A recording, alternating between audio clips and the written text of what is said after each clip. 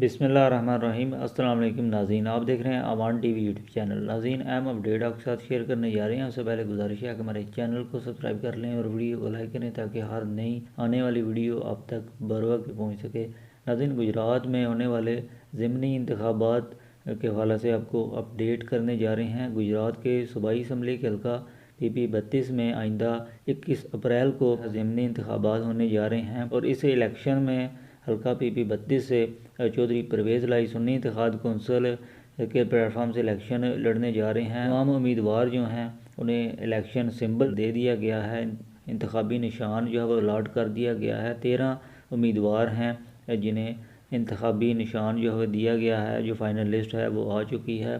चौधरी परवेज़ लाई को घोड़ा जो है इंतखाबी निशान अलाट किया गया है, जबकि मुस्लिम लीग काफ के चौधरी मूसा लाही ट्रैक्टर के इंतखाबी निशान पर आइंदा जो है वो इलेक्शन जो है वो कंटेस्ट करने जा रहे हैं हल्का PP 32 से। ये थी एक शॉर्ट अपडेट। मज़ीद अपडेट्स के लिए देखते रहें अवान TV।